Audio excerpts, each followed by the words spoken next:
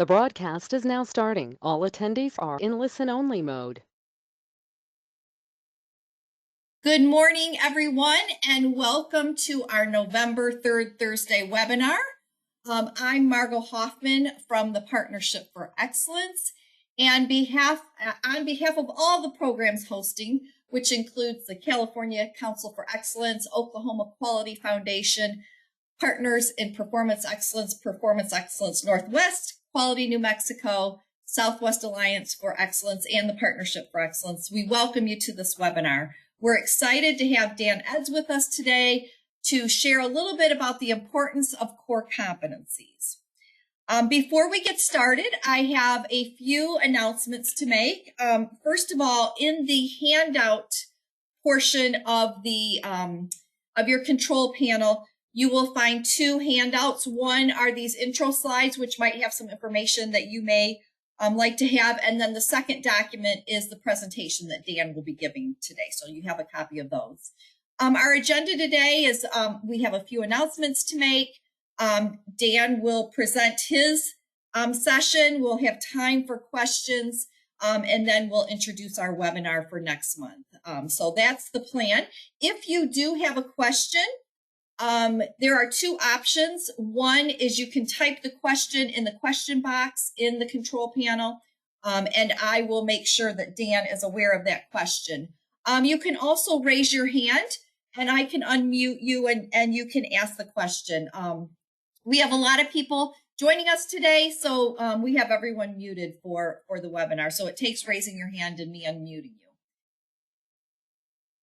I'd also like to remind you that all of our programs have events throughout the year. So please engage with your program. If you click on the links here, you can find information about upcoming activities with the program you're involved in. And then I would also like to thank our organizational members. We couldn't do the work that we do if it weren't for the support that we have from our organizational members. So a big thank you to all of our organizational members that support us. We are now ready to have our featured speaker, and that is Dan Eds, and he's going to talk to us about core competencies to drive customer value and inspire the workforce. And Dan has been a Baldrige examiner and a team leader, and this experience led him to write the book, Leveraging the Genetics of Leadership, Cracking the Code of Sustainable Team Performance. This is the first book that bridges the gap between systems thinking and organizational leadership. He has recently presented his work on systematic leadership and culture formation in England, Saudi Arabia, and the UAE.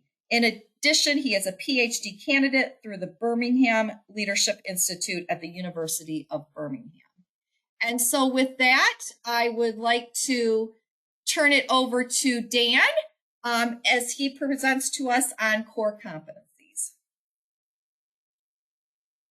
Okay, well, thank you, Margot, and thanks everyone for participating. I appreciate this invitation to join you this morning, and I very much feel like I'm coming home back to Baldrige, and I will also apologize now. I'm just getting over a cold, so I might have to cough every once in a while. But let me just give a shout out to Laura Kenny. I'm not sure if Laura is on. I know she's going to be speaking with you next month. Margot mentioned that I'm a PhD candidate, and most of the time when I tell people I'm working on a PhD, they look at me and say something like, "That's great," and then they look at me again and say, "And why are you doing this?" I'm at an age when most of my friends are either playing golf or fishing or bouncing grandbabies on their knee. And since I don't have any grandbabies and I don't play golf, my only option is fishing, and there's not that many fish around. So I'm spending my time through the University of Birmingham in England, specifically the Birmingham Leadership Institute, where I have the option or the opportunity of hanging out with some of the world's leading scholars on systems thinking, systems design, and through the Leadership Institute, the intersection of systems thinking and organizational leadership. So it's really been an amazing journey. And the journey actually started with Laura Kinney, who was the instructor for my first Baldrige examiner training. And that was probably 12 years ago. And I like to warn people, if you don't know Laura, I'm sure most people in this group does, she can be kind of dangerous because if you get hooked on Baldrige through Laura, you're going to be hooked for a long time. And when I wake up in the morning and I say, now, why am I doing this PhD thing?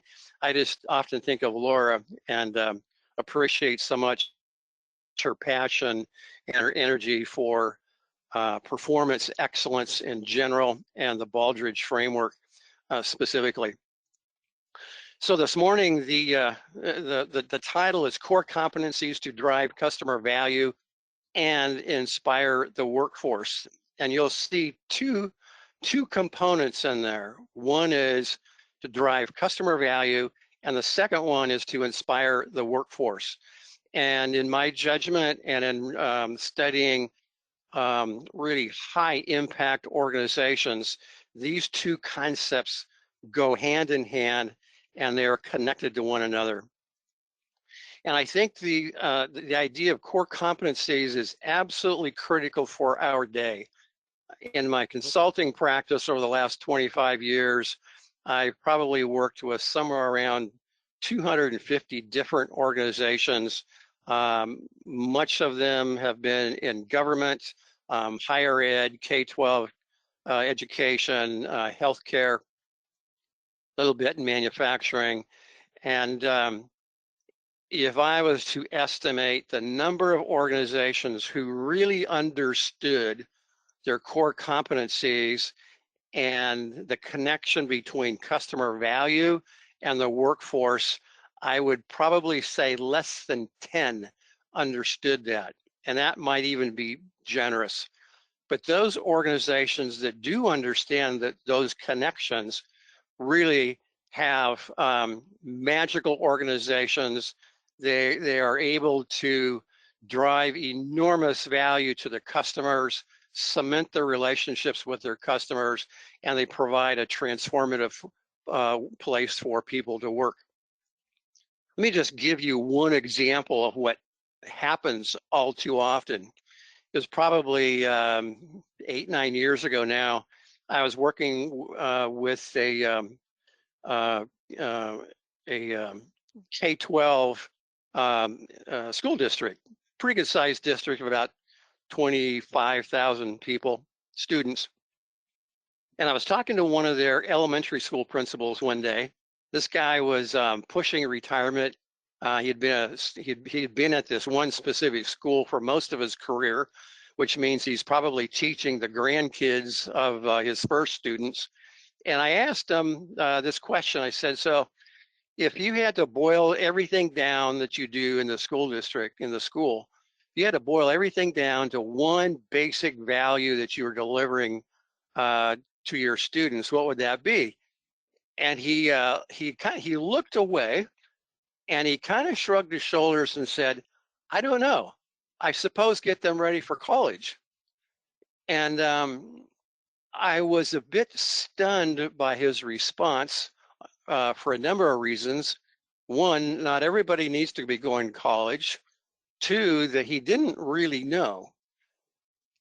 And if you think about it, if the principal of an elementary school doesn't really know, has any confusion or lack of clarity about the essential value his school is supposed to deliver to their customers, i.e. their students, well, it's not going to be any clearer for his teachers, and to say nothing of his students or their parents, their families, or the surrounding neighborhood and community.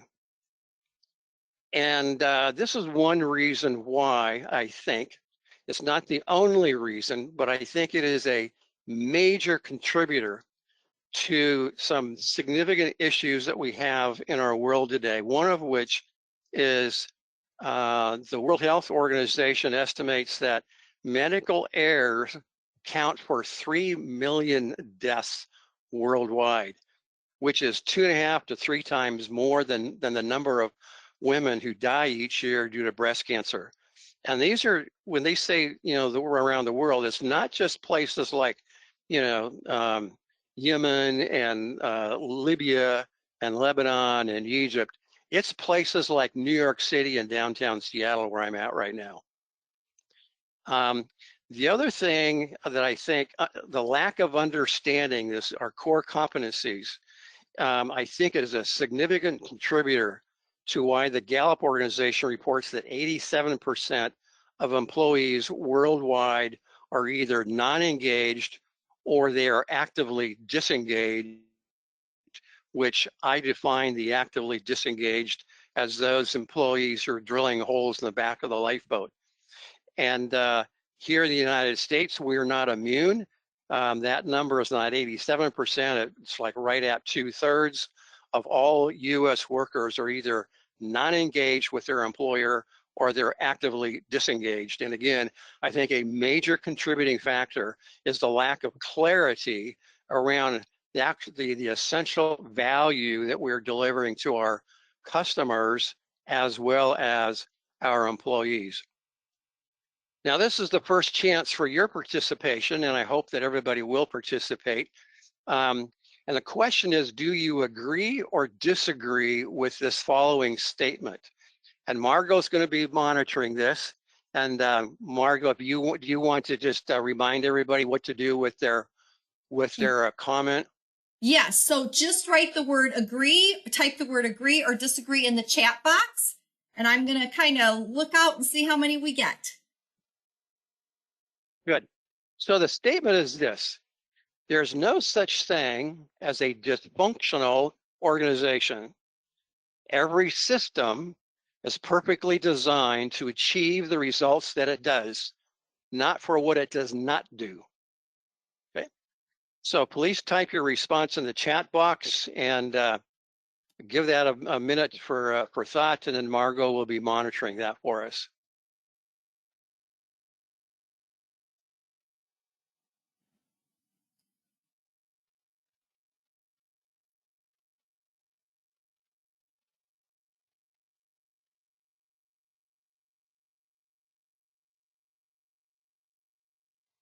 And again, the only thing you need to do is type agree or disagree.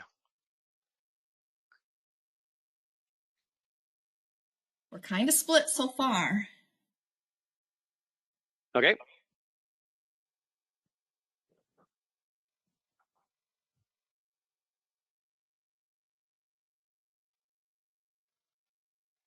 We have about So Margot, we have about 55-60% that agree, and the balance disagree. So not quite 50-50, but close. Okay, excellent. I won't, for those who disagree, I'm anxious to get your perspective on this. And at the end, we'll have time for questions, and I would love to get your perspective on why you disagree. I obviously agree with this, and that statement is actually my own statement, but I merged the statements of 3 leading scholars and thinkers on the subject. One is Edwards Deming, who I'm sure this group is very familiar with. And he said one time, every system is perfectly designed to get the results it gets. Stafford Beer is not so well known here in the States, but in England, he's very well known. He's the author, the developer of something called the viable systems model. He said the purpose of a system is what it does. There is, after all, no point in claiming that the purpose of a system is to do what it consistently fails to do. Stafford Beer is in England and in Latin America, he's almost he died here a few years ago, but he's almost like has a cult-like following of people who just follow him with great diligence. And then someone more recent, Ronald Hofiez of Harvard University, says that there is no such thing as a dysfunctional organization because every organization is perfectly aligned to achieve the results it currently gets. His book, Adaptive Leadership, is beginning to, in fact, there's a whole system of leadership that's now beginning to be developed around his work around adaptive leadership. So the statement that I presented to you is really based on these three gentlemen and their work. And so again, I'm looking forward to hearing your responses of why you might disagree. And I love disagreement, so that's great. So core competencies, what are they? In the Baldrige framework, we understand a core competency as your organization's area of greatest expertise, or those strategically important, possibly specialized capabilities that are central to fulfilling your mission or that provide an advantage in your marketplace or service environment. And I would like to tweak that definition just a bit.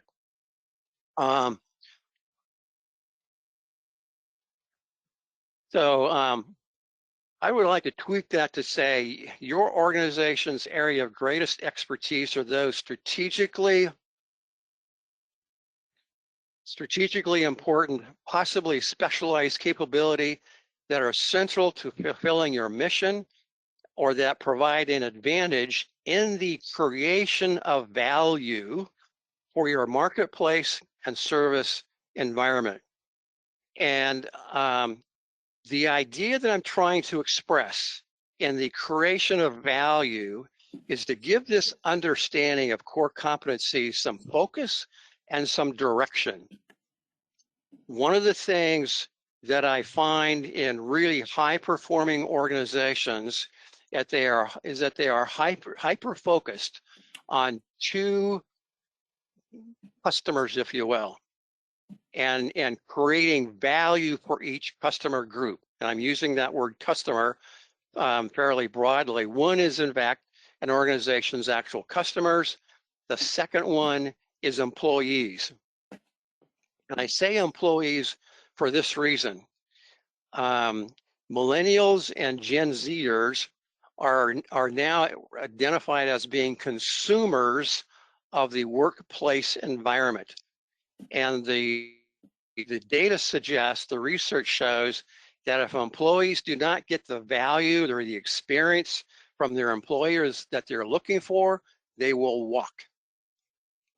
And so what I'd like us to think about very strategically, that a core competency really is about the creation of value for our customers and employees.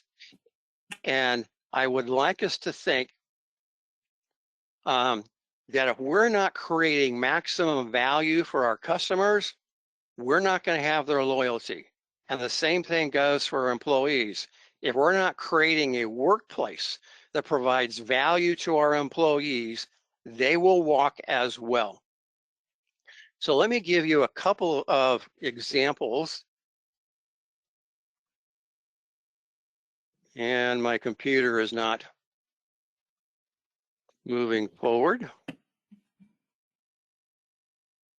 There we go. So, and these are not the only examples, but I think they illustrate a point. So there's a variety of ways that we can think about customer value, and these are only 4. There's probably 40, but you know, low-cost provider is a very common customer value, and there are organizations that design their entire organization to provide a low-cost service or a low-cost product for their customers. Safety is another one. Reliability is another one. Relationship. And then for employees, and you all have read books. There's dozens of books on each of these. You know, the kind of value or experience we want to give to our employees.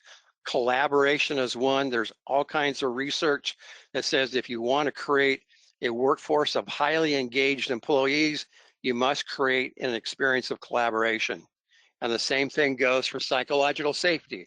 Right now, psychological safety is kind of a hotbed topic in the research literature around the employee experience. Trust, many of you I'm sure have read the book Management by the Speed of Trust. There's lots of books out on the subject of fear in the workplace.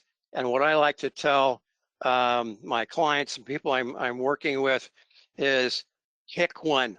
It doesn't matter which one you pick, but pick one, because they all lead to the exact same destination, which is a workplace environment where people can thrive, where people want to come to work, and where they can be their experience and experience their full human potential.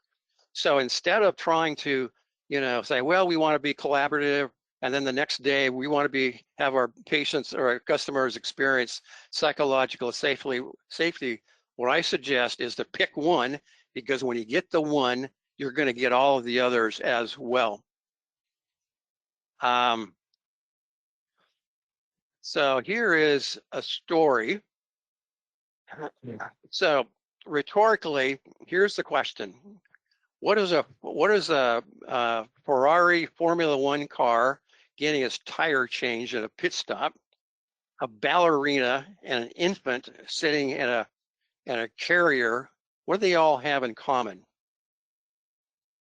What does a Ferrari Formula One car, a ballerina, and a baby sitting in a carrier all have in common?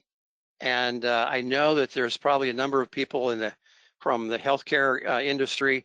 You may actually know more about this story than I do, but several years ago, I think it was like 20 years ago now, excuse me, uh, two surgeons in London had just finished a 12-hour surgery on a heart of a tiny infant.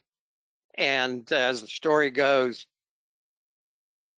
they'd finished the surgery and they're just decompressing, and they happened to be watching a Formula One race on the television.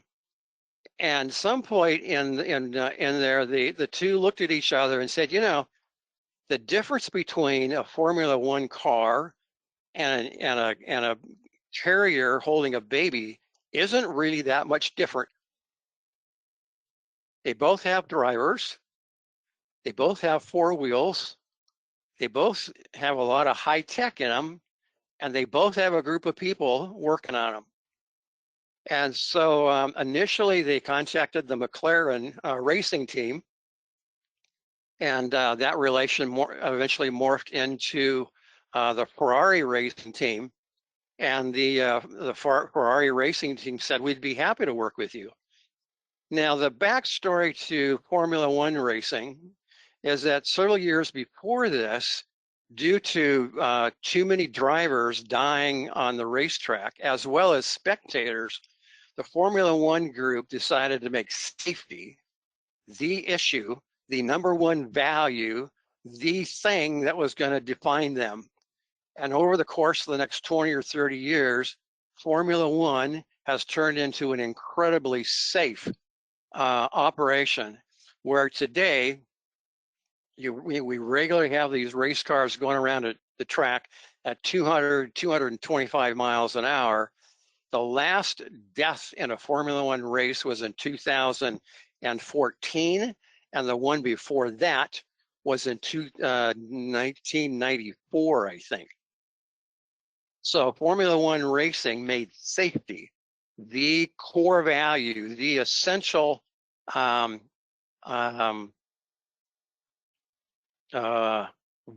that they were going to deliver to not just the drivers, but all the racing teams.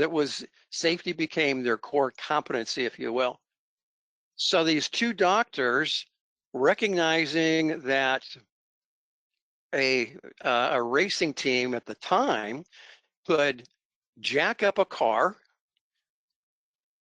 change 4 tires, lower the car, and at the time refuel the car, get it back out on the racetrack, and do that in under 7 seconds. Now, when they got thinking about it, they said, and this is what really drove the curiosity and really drove the passion of these two physicians. It was taking 30 minutes to transfer an infant from the OR to the intensive care unit, and it was a walk of 800 feet. And they quite literally had babies dying on the walk. And they were quite frustrated. And so when they contacted Ferrari, the first thing that the director of racing said to them is, I want to see your process maps. And much to their chagrin, they didn't have any, but they made some. And when they showed them, they had the opportunity to travel to Italy to spend time with the Ferrari racing team. The first thing that the director of racing said, well, let me see your process maps. They showed them to him. And as I understand, the conversation went something like this. We are in the entertainment business. You are in the business of saving the lives of infants. Is this really the best that you have? And so they were quite embarrassed. And over the next couple of years, Ferrari helped them develop not just process maps, but showed them the intricate detail that goes into a simple pit stop, which I said at the time was they could do under 7 seconds. Now, because Formula One has allowed the cars to get a little bit bigger, they put fuel bladders in them so they don't have to be refueled. And now they make those pit stops in under 2 seconds. So over the course of a couple of years, the surgeons and a surgical team began to look at every step of the process of moving a baby from the OR to the intensive care unit.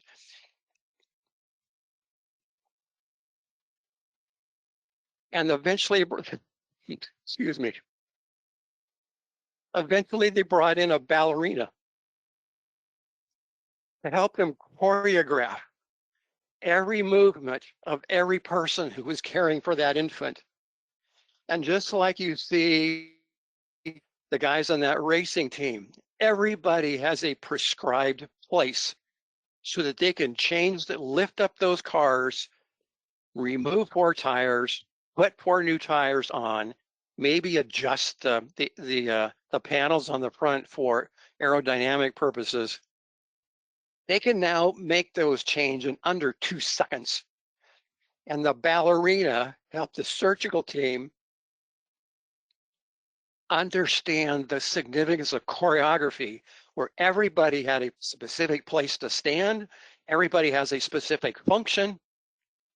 And at the end of this time, they not only did the number of deaths of babies making this 800-foot walk drop dramatically, but the number of errors and near misses dropped dramatically as well.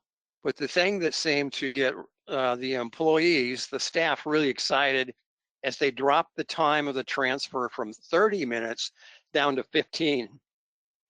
And as the story goes, when they recognized the performance, the improvement in performance that they were making, the staff was so inspired, they were saying, we can do better, let's keep this up. So I think this is a good example of what happens when we identify a core competency of, in this case, moving infants 800 feet down a hallway from the OR to the intensive care unit, and the inspiration and the value and the significance that this provides to employees. Now, there's 4 criteria that I use to define a core competency that creates value for both employees and customers. Number 1, it has to be meaningful to stakeholders. This is the external focus, if you will. Number 2, it has to have the ability to align all internal processes and work units. And what I mean by that is everybody in the organization should have such clarity about the core competency that they can align every system, every process, no matter where it's at in the organization, to that single core competency.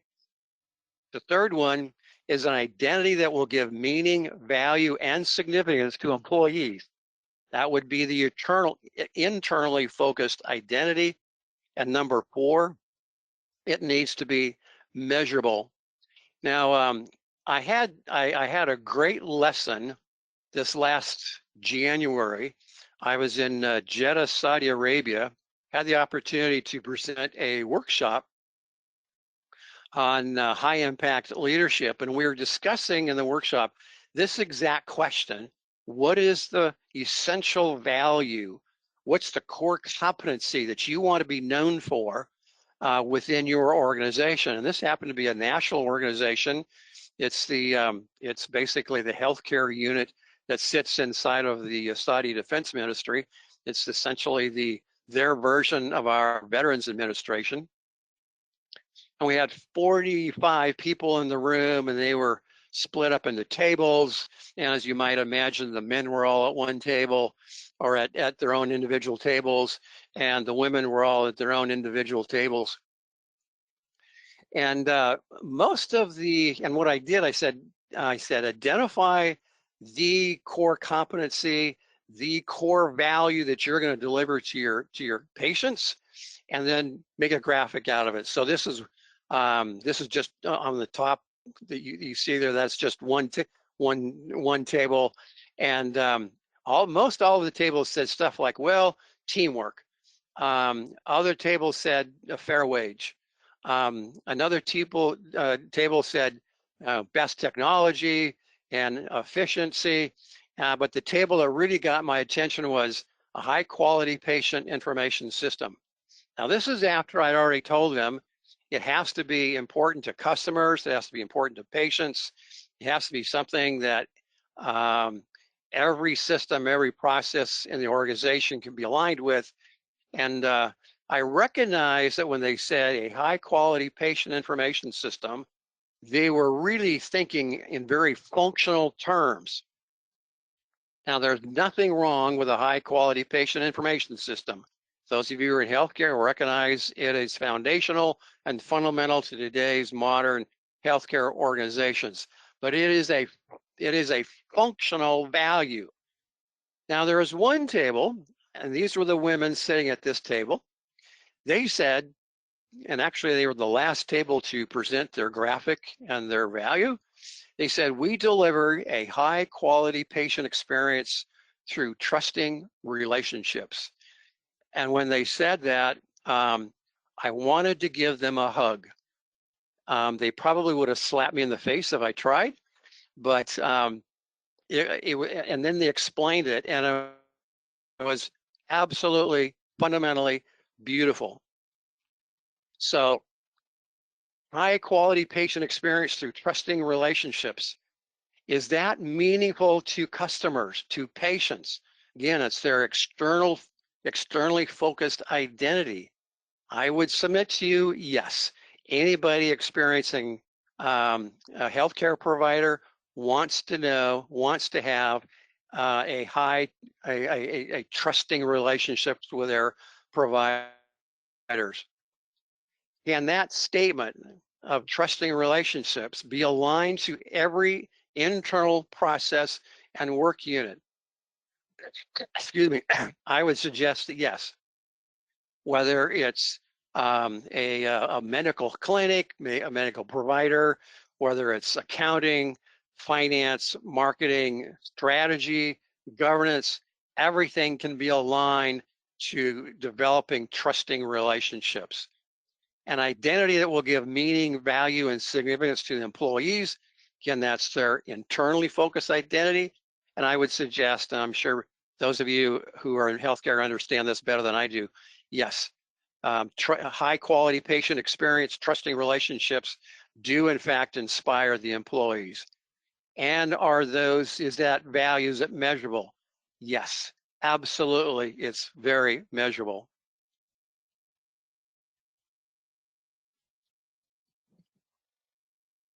So let me flip gears just a little bit here and suggest to you that in thinking about customer value and the core competencies that we want it to develop, and let me just say again, in my judgment, every organization should have a core competency for customers and one for employees. And I would hope that the next Baldrige application that I read, I would love to see 2 core competencies, maybe more, but at least one designed for employees and one designed for customers. So let me suggest to you a way of thinking about core competencies. It's the hierarchy of customer value. Now, this looks somewhat like the um, Maslow's hierarchy of needs. It's because it's really modeled after that. At the lower level is that sense of the functional value, the idea of the best technology, the lowest cost. That's really a functional value, and there's nothing wrong with that. Amazon has probably turned into one of the world's largest organizations because it focuses religiously on lowering cost. But as we come up that scale a little bit, we can start to see that we can deliver an emotional value to customers as well. Something like safety, reliability, impactful design. I think probably Apple has made a living on creating really beautiful design. Life-changing, develops community relations, provides hope, develops personal growth. And then at the top of the list is social. And I think we could probably identify organizations that do, in fact, really market themselves and organize themselves to these values. I happen to be on the board of directors here locally for the Salvation Army. And a lot of people would look at the Salvation Army and say, oh, they pass out food, they help people with addiction and recovery, they house people, they house the homeless. All that is very functional and very, very true. But central to the mission, to the purpose, to the essential value that we are trying to deliver to our clients is hope. And I'd like to think that the Salvation Army does a terrific job of that. Other organizations, they focus on poverty, public safety, protects the environment. And I'd like for us to think about these ideas in the sense of a hierarchy of needs, and that the higher we go in providing and articulating value to both our customers and our employees, we're going to be creating the opportunity specifically to inspire the employees. So here is a statement, and what I would like for you to do is read this statement. It comes right out of the application from the 2020 National Award winner. Some of you may recognize the name that's in the middle of that. And I think this is their second award that this organization has won. So what I'd like for you to do is read that statement and try to identify their core competency or competencies. And you don't need to identify, there's probably two in there, but just identify one and write a 2 to 3 word description. Put a dash and where you think it resides in that hierarchy scale of social, life-changing, emotional, and functional. And again, Margot, I think what people can do is just put those comments in the chat. Is that correct? And then yes. Yeah, Margo, they can put them in the chat or the question box, either one. Either one. Okay. So don't have to make this complicated. Just a 2 to 3 word description of what you see as the core competency or core competencies of this organization and where it stands in that hierarchy. So I'll give you a minute to read that and then make your comment in the chat box, the question box.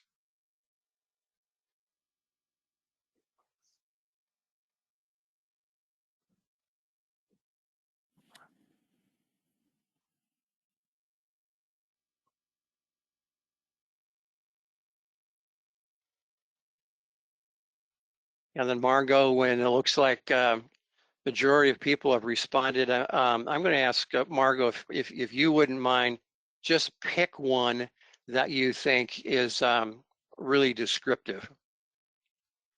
Okay.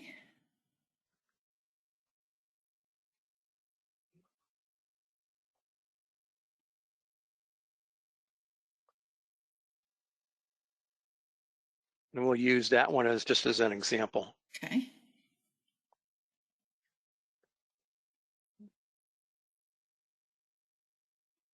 So again, you can type it in the chat box or the questions. We do have one. I think it's more around the core competencies, and that is the core competencies of safety, innovation, and relationships.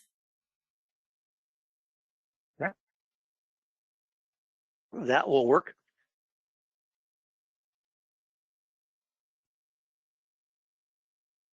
Let's see if anybody else wants to be brave enough to jump in here.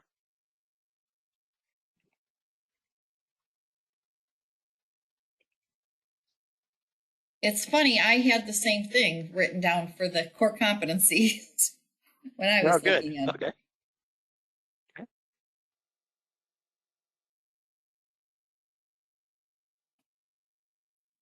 Any more there? No. Okay, well then let's go on. So let's just take that idea of a relationship, since it's very clear down here towards the bottom, developing relationships. And one of the reasons I selected this award winner in this application was because maybe 3 years ago, I had a chance to interview the founder and president. And in our conversation over probably last an hour, he talked over and over and over again about building relationships with both his customers as well as his employee. So let's just take that idea of relationship. So is the idea of a relationship, is it meaningful to customers? Absolutely. Can every internal process and working it be aligned to building relationships with customers as well as employees? Absolutely. Does that idea of relationship give meaning and value and significance to employees? Obviously. Is it measurable? Absolutely. And when I spoke with the founder, he was very, very proud of the fact that 65 to 70% of their employees over time were statistically engaged with the organization. And this organization is not like the Salvation Army. It's not a social service organization. It's a very hard hat construction company.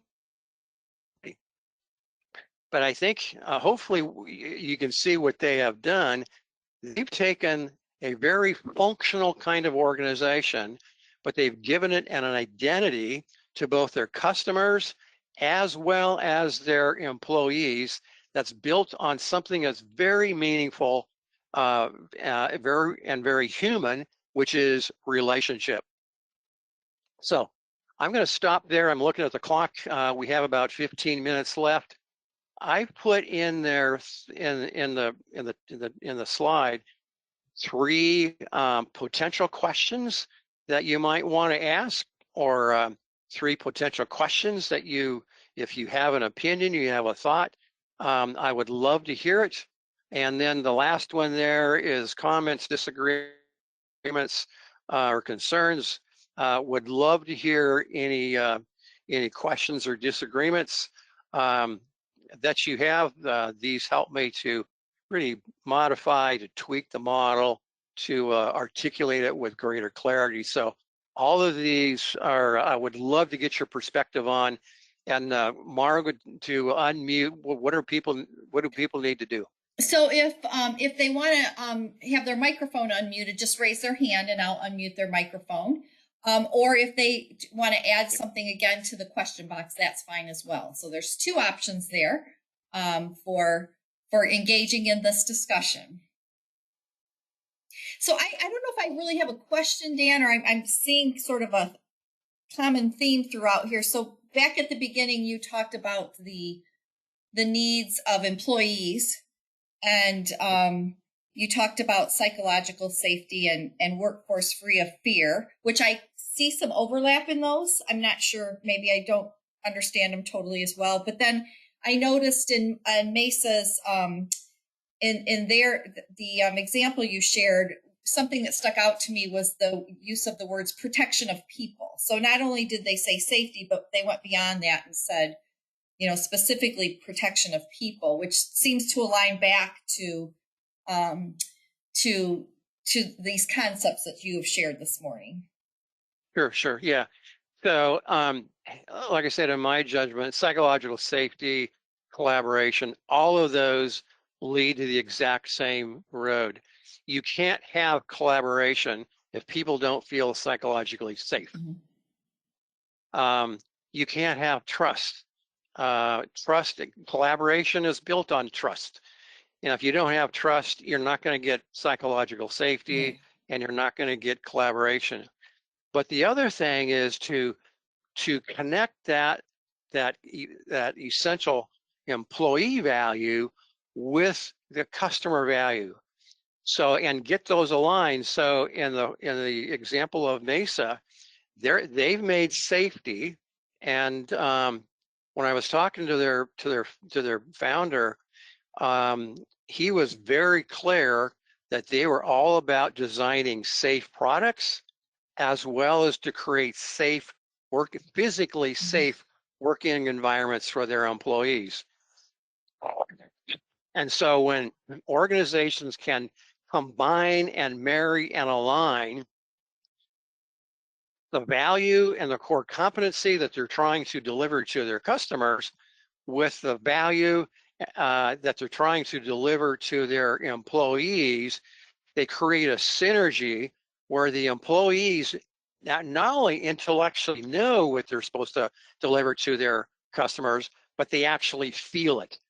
If they feel safe, whether it's physical safety or psychological safety or a combination of both, it's a lot easier for them to deliver that same essential value to their customers. Right, yeah. That makes sense? Yes, absolutely it does. And we have a comment here from Michael. He said, my experience with organizations, the word I consistently hear from employees is they want trust. I wrote a poem about this that I found was impactful to the employees. And then he followed up and said, actually, the word was respect that created the trust. Yeah. I love that. So in my workshops, I will often ask people to take that value of respect. It seems like every organization, someplace on their list of 10 essential core values, respect is going to be in there someplace, and if it's not there, it's going to be implied.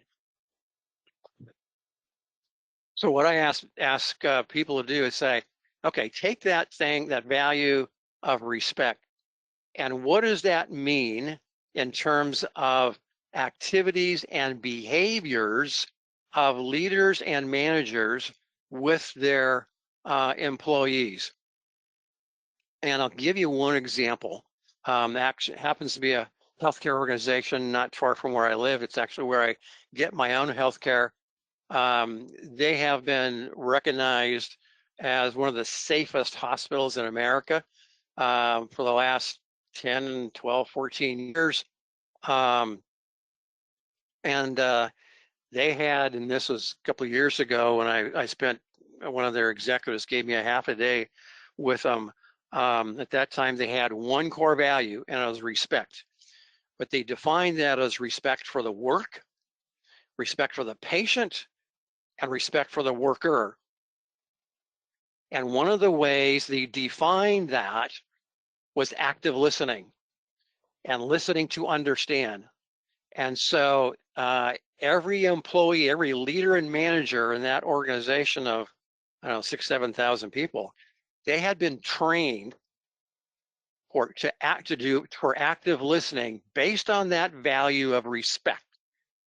And as a patient for this organization, I've noticed that every time I'm with a physician, I'm talking with them, and they're talking to me, and I'm sitting in the little chair, and they're sitting in their little swivel chair. Every time I start talking, every one of them sitting in that little swivel chair in front of their computer they pivot that chair so they're facing me directly, eyeball to eyeball.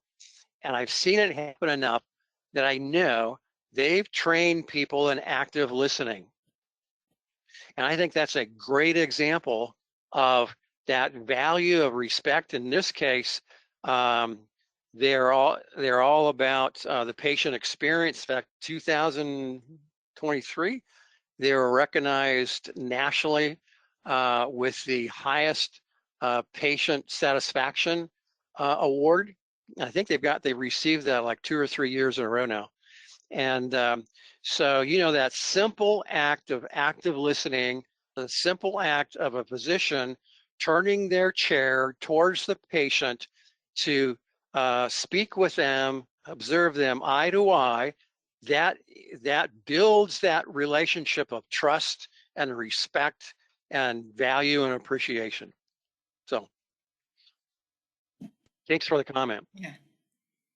Thank you, Dan. We don't have any other comments. So I don't know if you have any closing comments. Well, the only thing I would suggest is that you got my contact information there on the left.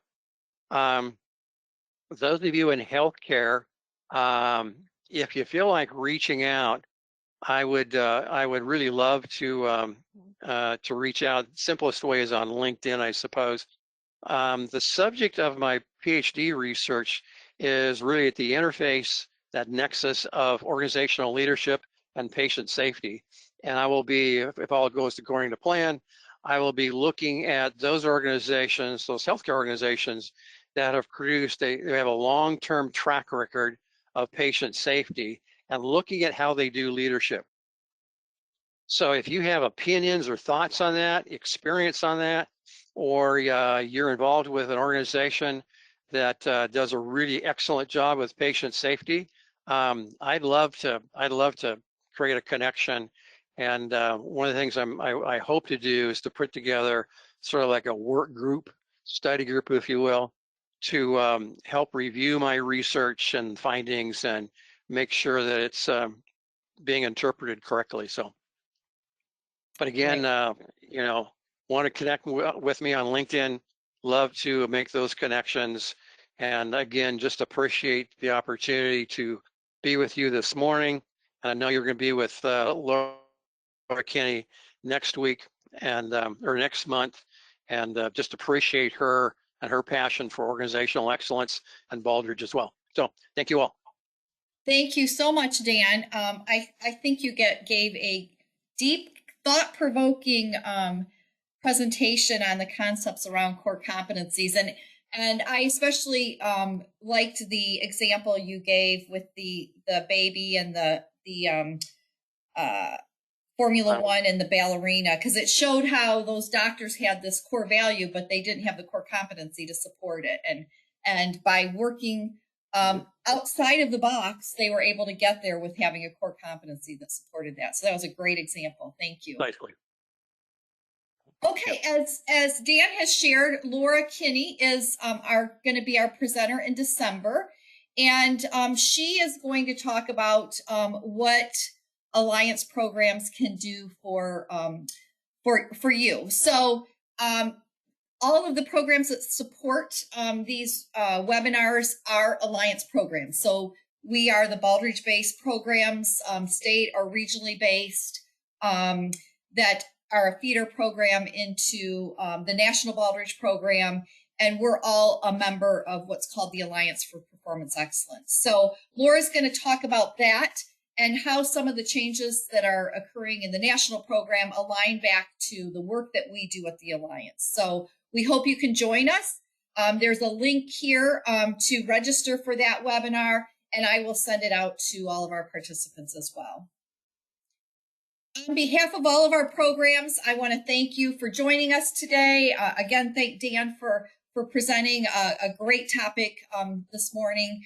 If you are considering starting a performance excellence journey and you have not started yet, here are the contacts for the state and regional programs that can help you get started. If you're not from one of these programs, you can reach out to me and I can connect you with the right person. So we would love to get you engaged at the state and regional level as you start your performance excellence journey. Thank you, everyone. Have a wonderful weekend. And before our December meeting, we also have the Thanksgiving holiday. So we hope you enjoy a little bit of time off with your family and friends. Bye, everyone. Thanks.